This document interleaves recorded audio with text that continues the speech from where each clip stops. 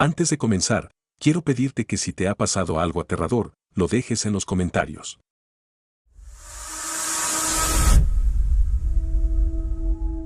Todos los días nos cruzamos con personas que no conocemos.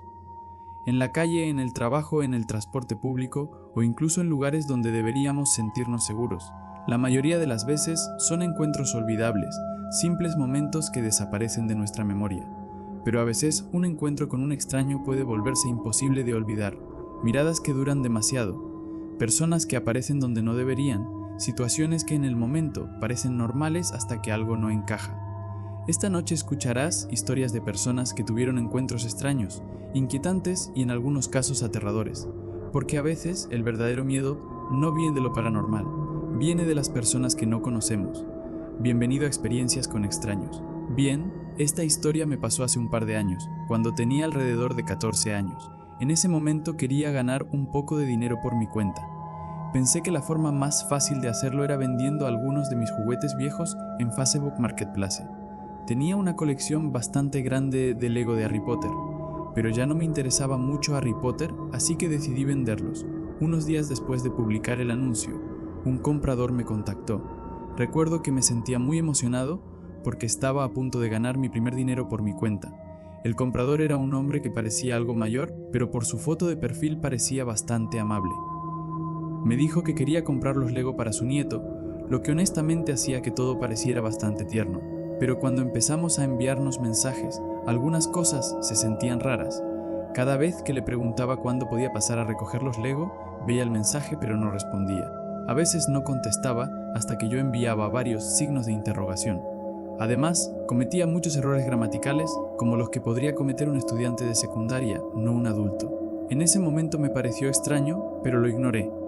Finalmente acordamos encontrarnos. No recuerdo si era miércoles o jueves, pero sí recuerdo que tenía escuela al día siguiente. Él dijo que quería recogerlos esa misma noche. Le di la dirección de una librería que quedaba unos 10 minutos caminando de mi casa para no darle mi dirección real. Me dijo que nos encontráramos a las 8:30 p. Viéndolo ahora, obviamente es bastante tarde para que un chico de 14 años se reúna con un desconocido, pero en ese momento solo quería el dinero, así que acepté. Aún así, algo en mi instinto me dijo que no fuera solo. Mi papá estaba de viaje de negocios, así que le pedí a mi mamá que viniera conmigo. Ella inmediatamente me preguntó si podía reprogramar la reunión con el hombre. Le dije que todo estaría bien y que el hombre parecía amable. Al final, aceptó acompañarme. Fuimos en auto hasta la librería, pero mi mamá no quería que el hombre viera nuestro coche, así que estacionó a unos 5 minutos y caminamos el resto del camino. Llevaba las piezas de Lego en el bolsillo de mi chaqueta porque no quería cargarlas en las manos. Mientras caminábamos hacia la librería, algo llamó mi atención de inmediato. Había un hombre parado frente a la tienda, parecía de mediana edad, tal vez mayor, pero enseguida noté algo extraño. No se parecía en nada al hombre de la foto de perfil de Facebook. El hombre de la foto tenía el pelo largo y gris, pero este tipo era delgado. Tenía el pelo muy corto y llevaba un bolso cruzado en el pecho. Antes de cruzar la calle, mi mamá me detuvo.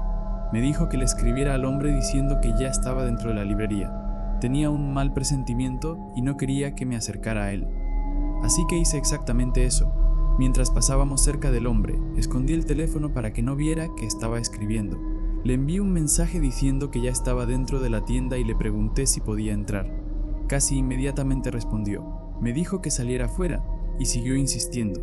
En ese momento ya estaba muy oscuro y casi no había gente alrededor. La única razón por la que podía verlo claramente era por una farola cercana. Le escribí otra vez diciéndole que no iba a salir. Aunque en realidad ya me estaba alejando hacia el coche, quería que él pensara que seguía dentro de la librería. Entonces envió otro mensaje. Simplemente me llamó idiota y añadió un emoji riéndose. Ese mensaje realmente me asustó. Sentí como si supiera que algo no estaba bien. En cuanto mi mamá y yo llegamos al coche, nos fuimos de inmediato. De camino a casa me dijo que eliminara mi cuenta de Marketplace y bloqueara al hombre. Cuando llegamos a casa le agradecí por haber venido conmigo. Ella me abrazó y me dijo que nunca volviera a quedar con alguien tan tarde, pero la historia no termina ahí, por esas mismas fechas. Uno de mis amigos también estaba vendiendo figuras de Lego en Marketplace. Él era un poco mayor que yo, tal vez tenía 16. Le conté toda la situación, pero nunca le dije el nombre del hombre. A mitad de la historia, mi amigo dijo de repente un nombre y preguntó. Espera, era este tipo. Me quedé completamente en shock. Le pregunté cómo lo sabía. Entonces me mostró capturas de pantalla de una conversación que tuvo con un comprador. Y le estaba contando exactamente la misma historia, que quería comprar figuras de Lego para su nieto. Mi amigo inmediatamente le escribió diciendo que alguien más ya había comprado las figuras. No era cierto, simplemente no quería tratar con ese tipo. Después de eso, ninguno de los dos volvió a saber del hombre. No sé qué estará haciendo ahora, pero algo me dice que quien quiera que fuera realmente ese hombre, definitivamente no estaba intentando comprar Lego para su nieto. Honestamente, esta historia da mucho miedo, porque muestra cómo alguien puede usar una excusa aparentemente inocente para acercarse a menores. Lo más inquietante es que el perfil era falso y que estaba intentando contactar a varios chicos jóvenes al mismo tiempo con la misma historia. Si la mamá no hubiera acompañado al chico, la situación podría haber sido mucho más peligrosa. A veces esos pequeños presentimientos realmente pueden salvarte de algo muy malo. Aviso, esta historia menciona temas sensibles relacionados con el suicidio. Este mes se cumple un año desde el colapso mental de mi ex marido y nuestra eventual separación. Nunca había escrito sobre esto antes, pero al mirar atrás, toda la relación se siente surrealista. Perdón por cualquier error, el inglés no es mi primer idioma. Para que conste, durante este último año he ido a terapia por todo lo que esa relación me quitó y ahora estoy relativamente bien. Aún así, de vez en cuando los recuerdos todavía me persiguen. Conocí a quien ahora es mi ex marido a principios de 2020 en una sala de chat anónima prefiero no mencionar, como muchos recordarán. Ese fue el momento del pico de confinamientos por de COVID-19, así que las conversaciones en línea eran muy comunes. Desde que empezamos a hablar, empecé a sentir algo por él. A pesar de varios defectos, me parecía divertido, culto y decidido. Yo también estaba pasando por un momento difícil y con mi familia y encontré mucho consuelo en la relación que había formado con un extraño que vivía a más de 800 kilómetros de distancia. Antes de que alguien diga que fue ingenuo confiar en una relación en línea, lo sé. Tenía 20 años recién cumplidos y casi ninguna experiencia en relaciones, porque crecí en un hogar cristiano extremadamente conservador en una zona bastante aislada. Mirando atrás, había señales de alerta claras. Él me confesó que ya estaba enfrentando consecuencias legales en su país por actividades ilegales relacionadas con drogas y otros asuntos ilícitos. También tenía episodios de ira muy evidentes y a veces estaba convencido de que sus padres no eran sus verdaderos padres. Permaneció en mi vida porque yo me convencí de que cualquiera puede cambiar para mejor. En ese momento de la historia debo admitir que ya estaba profundamente enamorada de él. Creía que me entendía mejor que nadie, incluso mejor que mis propios padres. Al principio ignoré todas esas señales, empezamos a hacer planes para conocernos. Primero él iba a visitarme, luego el plan cambió a que yo fuera a verlo y con el tiempo terminó convenciéndome de que dejara mi país para vivir con él. Yo estaba estudiando, así que para hacerlo tendría que abandonar la universidad, pero en ese momento no me importó. Había llegado a depender tanto de esa relación que habría dejado todo por él, y lo peor aún estaba por venir. Al mismo tiempo, mis padres se volvieron cada vez más abusivos emocionalmente en casa. Discutíamos constantemente, lo que en mi mente solo hacía más fácil mi decisión. Así que hice algo terrible, prácticamente huí de casa. Conseguí mis documentos a escondidas porque mis padres los tenían guardados. A finales de 2021, tomé un vuelo de larga distancia para conocer a un hombre que en realidad no conocía. Sé que suena increíblemente imprudente cuando llegué. Estaba tan nerviosa que casi no había comido durante el viaje. Apenas podía mantenerme de pie. Cuando lo vi en el aeropuerto parecía un poco torpe, pero era la misma persona de sus fotos. Durante el viaje en autobús a su casa me quedé dormida del cansancio. Cuando llegamos, escuché a su madre discutiendo con él porque G no sabía que yo iba a llegar ese día. Él insistía en que sí se lo había dicho, pero ella parecía genuinamente sorprendida. En ese momento ya empecé a sospechar que algo no estaba bien. Pues durante mi estancia él trabajaba en un local de comida rápida para pagar renta a sus padres. Yo solía quedarme en casa hasta que regresaba. A veces salíamos con sus amigos, pero noté que incluso con ellos parecía distante. Cuando yo intentaba hablar demasiado sobre mi vida, él cambiaba el tema o me decía que no compartiera tanto. 2 meses después logré volver a contactar a mi madre por correo electrónico. Mis padres incluso estaban dispuestos a pagar un vuelo para que ambos volviéramos juntos a mi país. Yo todavía lo amaba, así que acepté. Cuando volvimos, problemas continuaron. Bebíamos mucho y nuestra relación se volvió un ciclo constante de pelea, reconciliación, pelea. Luego empezaron cosas más extrañas. Por las noches me despertaba a las 3 me diciendo que veía sombras o escuchaba golpes. Incluso afirmó haber visto a una mujer parada frente al sofá donde dormía. Yo no creo en lo paranormal, pero en sus ojos podía ver que él realmente creía lo que estaba viendo. Fue entonces cuando entendí lo que pasaba. Tenía un problema serio de salud mental y no estaba tomando la medicación que necesitaba Emilia, y yo lo convencimos de buscar ayuda profesional durante un tiempo funcional. Incluso nos casamos para resolver su situación migratoria. Por varios meses todo pareció mejorar, pero después de mudarnos a un apartamento juntos algo cambió. Una noche lo vi mirándome desde una esquina de la pared sin decir nada. Días después lo encontré revisando mientras murmuraba para sí mismo. Al día siguiente desapareció durante todo el día y empezó a gastar dinero de nuestra cuenta conjunta en bares.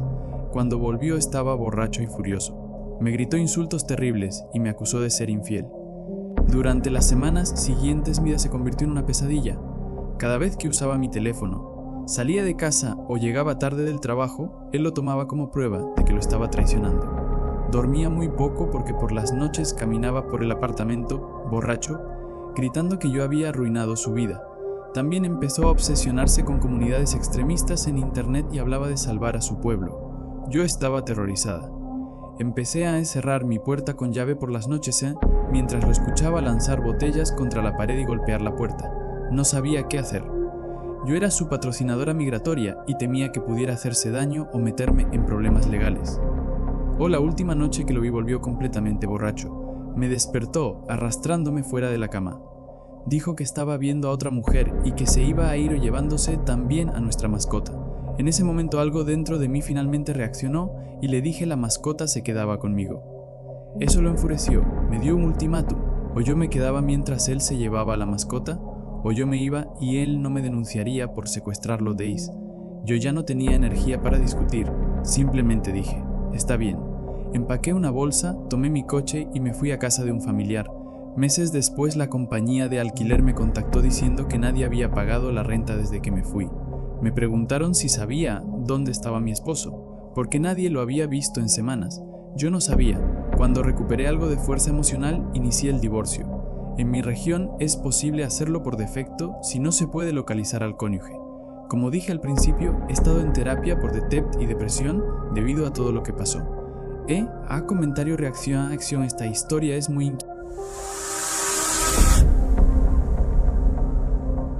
Quería compartir esta historia aquí desde hace tiempo, pero nunca lo había hecho.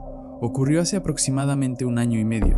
Para contexto, soy hombre y tenía 24 años en ese momento. Perdón si el texto no está perfectamente ordenado, pasé varias horas escribiéndolo y ya decidí dejarlo así. Era principios de noviembre de 2024 y quedaban pocos días antes de que el parque de atracciones Cedar Point en Sandusky cerrara por la temporada.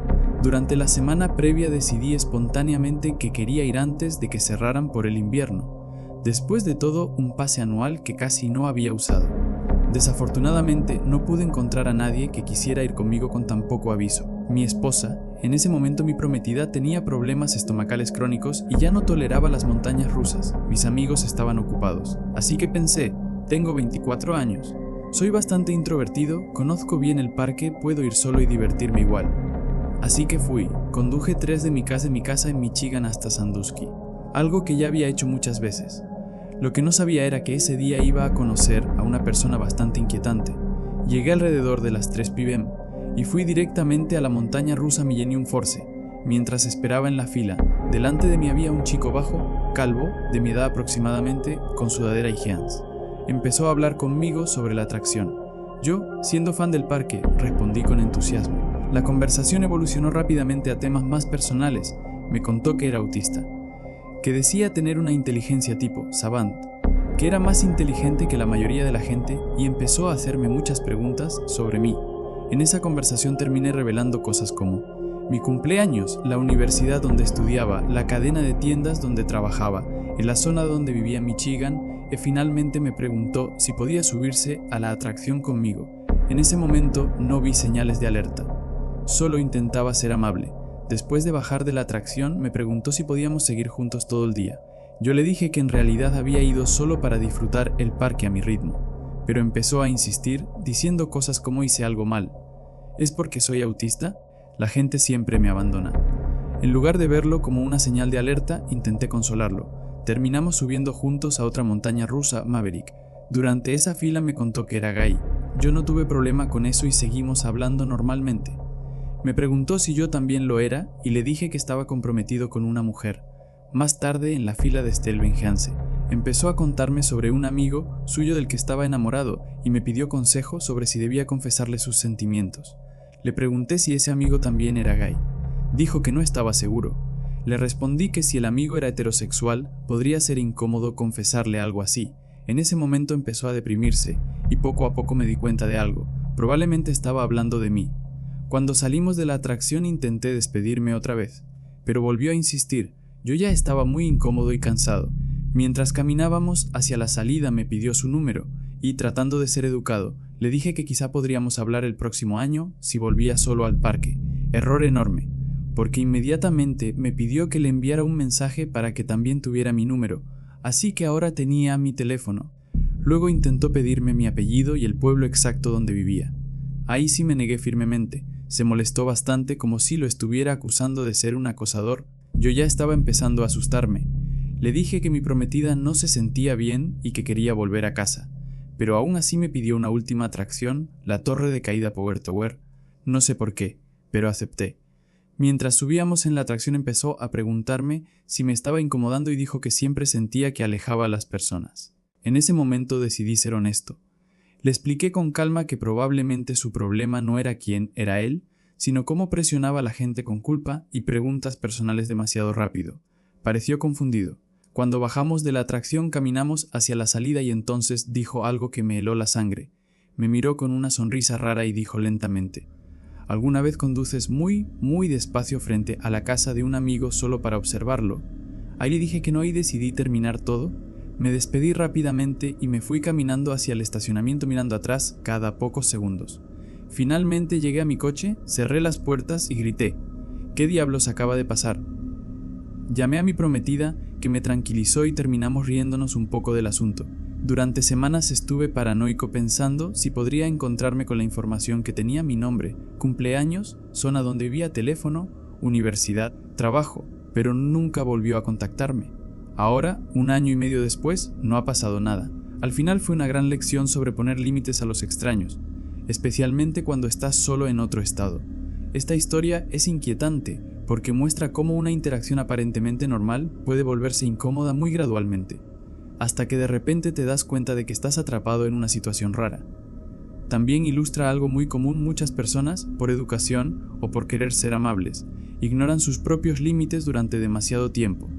Lo bueno es que el autor finalmente se alejó y la situación no pasó a algo más peligroso, pero definitivamente es el tipo de experiencia que te enseña a decir no, mucho antes cuando algo empieza a sentirse extraño.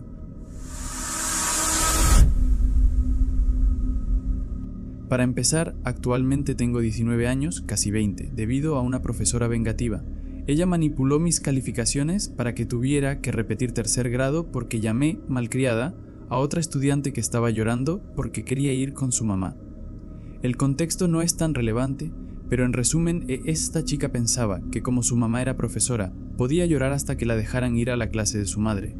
Su mamá era profesora de secundaria y casi siempre terminaba teniendo que dejar su clase para recoger a su hija porque ella quería atención. Al final exploté y le dije a la chica que estaba en 3er grado y que ya era muy mayor para llorar por su mamá y estar interrumpiendo a los demás estudiantes. Probablemente fui dura, pero se notaba que era muy consentida.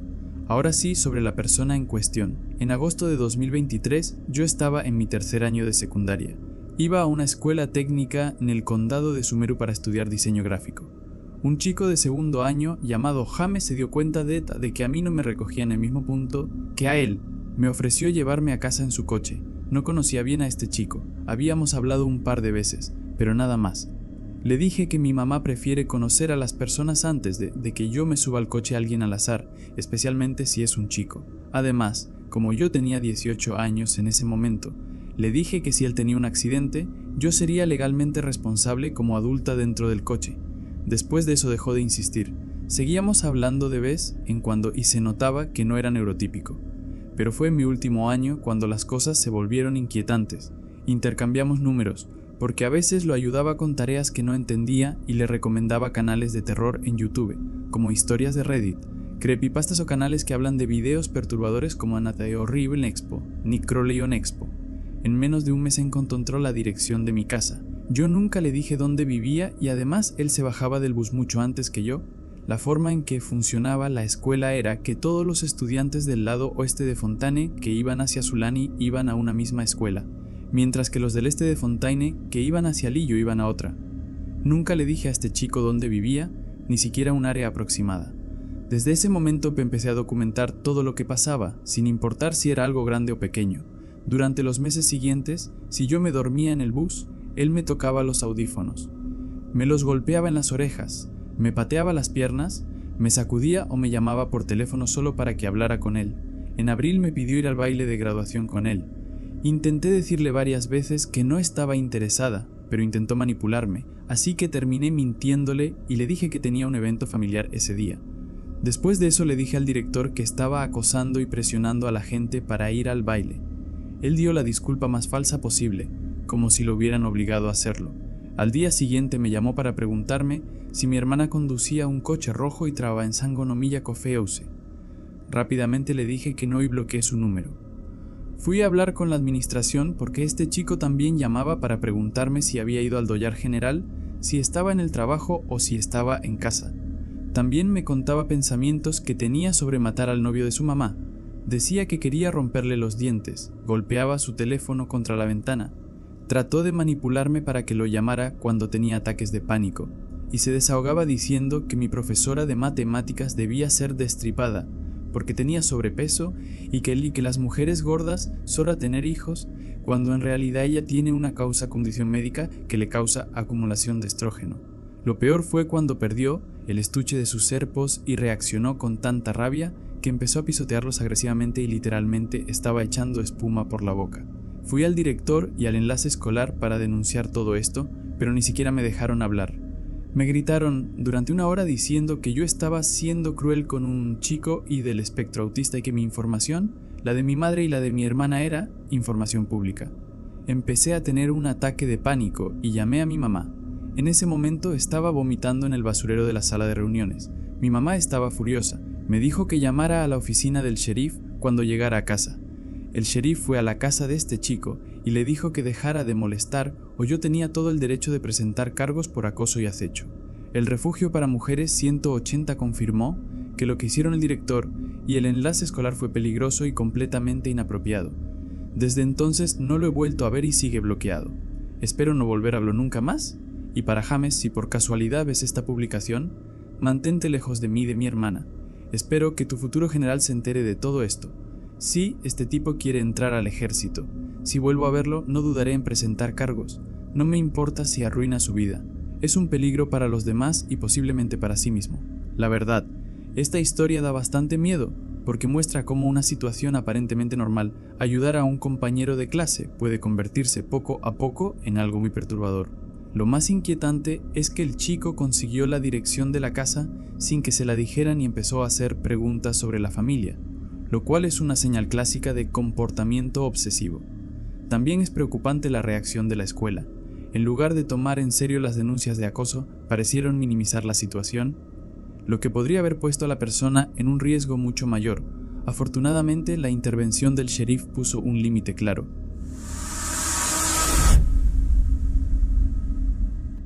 Esto ocurrió aproximadamente hace 10 años, entre 2015 y 2016.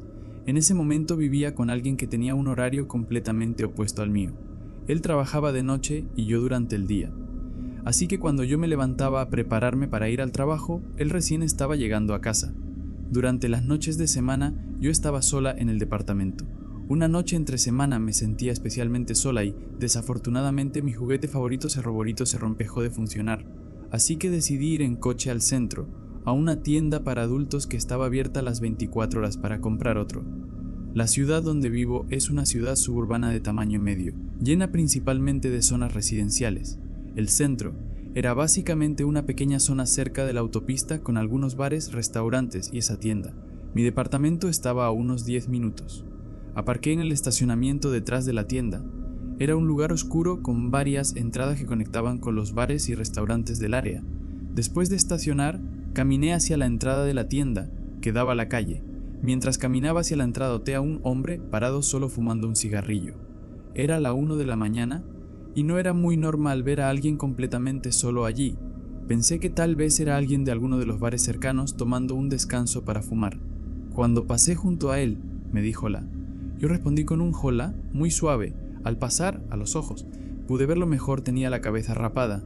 Llevaba una camiseta blanca larga, shorts por debajo de las rodillas, zapatillas y calcetines largos hasta las espinillas. Ese estilo no era raro en mi ciudad, pero lo que me inquietó fue que estaba solo y que inmediatamente se interesó en mí cuando pasé. Después de pasar junto a él y seguir caminando, vi por el rabillo del ojo que empezó a seguirme. Y cuando digo seguir, no me refiero a que casualmente caminara detrás de mí. En cuanto lo pasé, comenzó a caminar justo detrás de mí, manteniendo exactamente mi mismo ritmo. No sabía cuáles eran sus intenciones, pero un hombre solo a esa hora de la noche podía significar problemas. Miré la calle oscura y vacía y empecé a pensar qué hacer. Primero pensé, sigue caminando para que no sepa que vas a la tienda para adultos. Pero como era la 1 de la mañana y no había nadie en la calle, eso podía ser más peligroso. Entra a uno de los bares, pero eso podría darle una excusa fácil para acercarse. Entonces decidí que lo mejor era entrar directamente a la tienda, que estaba bien iluminada y donde había gente. Entré y comencé a buscar lo que necesitaba. El hombre entró detrás de mí, pero se quedó cerca de la entrada para no parecer que me estaba siguiendo por la tienda. Ni siquiera fingía mirar productos, simplemente se quedó esperando. Mientras estaba comprando, escuché que hacía un sonido de pest. Lo ignoré. Siguió haciéndolo varias veces mientras fingía no escucharlo. Finalmente fui a la caja, donde el cajero parecía completamente ajeno a lo que pasaba. Intenté decirle en voz baja, ¿conoces a ese hombre o trabaja aquí? El cajero me pidió que repitiera lo que había dicho. Lo volví a decir en voz baja, pero otra vez no entendió. No puedo oírte, ¿puedes decirlo otra vez? Sentí que mi intento de discreción ya no servía. Así que en un tono normal, le dije que el hombre me había seguido desde afuera y que no me dejaba tranquila. También le expliqué que mi coche estaba estacionado detrás de la tienda y que no me sentía segura yendo sola. El cajero dijo, ok, y caminó hacia la parte frontal de la tienda para decirle al hombre que se fuera. Luego volvió y me aseguró que le había dicho que se marchara. Pero el hombre no se fue, seguía allí. Para evitar que me siguiera al coche, me quedé en la tienda fingiendo seguir comprando, aunque ya tenía lo que necesitaba. Cada cierto tiempo miraba hacia la entrada. El hombre seguía allí. Volví a decirle al cajero que aún estaba dentro. Esta vez el cajero fue más firme y escuché que le decía, ya basta, sal de la tienda. Mientras tanto yo me fui a la parte más alejada para mantenerme fuera de su vista. Cuando regresé a la caja, el hombre ya no estaba. El cajero me explicó que el tipo decía que no entendía inglés. Entonces sacó una porra que tenía bajo el mostrador, la levantó y le dijo, esto sí lo entiendes. Ahí fue cuando el hombre finalmente se fue. Compré lo que había ido a comprar, pero aún estaba nerviosa por ir a mi coche. El cajero me mostró un pequeño monitor con 4 cámaras de seguridad y me aseguró que el hombre ya no estaba. También me dijo que me observaría mientras caminaba hacia mi coche. Aunque hubiera preferido que me acompañara, entendí que estaba solo atendiendo la tienda. Salí y caminé rápido hacia mi coche. Siempre llevo las llaves listas cuando camino hacia el coche, así que lo abrí de inmediato. Me subí, puse la bolsa en el asiento del copiloto y encendí el auto. Quité el freno de mano, puse reversa y mientras me ponía el cinturón miré el espejo lateral. Y entonces lo vi, hombre. Venía caminando rápido directamente hacia la puerta del conductor. Mi coche era un Accord que bloqueaba automáticamente las puertas al sacarlo de park. En cuanto lo vi, aceleré y salí violentamente del espacio de estacionamiento. Lo hice tan rápido que lo sorprendí y se detuvo en seco. Ahora estaba justo al lado de mi puerta mientras yo salía. Lo miré fijamente con la expresión más seria que pude poner. Sé que muchos depredadores se alimentan del miedo de sus víctimas. Parece que funcionó en cuanto vio que salía rápido y lo miraba directamente. Giró la cabeza hacia la entrada del estacionamiento y volvió caminando hacia el lugar donde parecía derrotado. Yo, en cambio, sentí un enorme alivio. Salí del estacionamiento y regresé a casa. Sentí algo de vergüenza por haber salido sola tan tarde. Cuando mi novio llegó a las 6 a.m., le conté lo que pasó. Él también dijo que salir sola a esa hora no había sido la mejor idea. Ya no estoy con esa persona, pero sigo viviendo en la misma ciudad, y desde entonces nunca salgo de casa después de las 9 de la noche. Mi ciudad no es extremadamente peligrosa, pero tampoco es la más segura. Así que para el hombre que decidió seguirme a la 1 de la mañana con malas intenciones, espero no volver a encontrarte nunca. Esta historia es inquietante porque muestra un comportamiento típico de depredador oportunista: observar a alguien solo, seguirlo discretamente y esperar el momento en que esté vulnerable, como cuando va a su coche. Lo más escalofriante es que el hombre esperó afuera hasta que ella salió de la tienda, lo que indica que probablemente tenía la intención de acercarse cuando estuviera sola en el estacionamiento. También es notable cómo varias decisiones rápidas probablemente evitaron algo mucho peor: entrar a un lugar iluminado, avisar al cajero y tener las llaves listas para entrar al coche inmediatamente. El momento del espejo retrovisor es especialmente aterrador porque muestra lo cerca que estuvo de convertirse en una situación peligrosa. Probablemente, si el coche no se hubiera movido tan rápido, el hombre habría intentado acercarse o incluso abrir la puerta.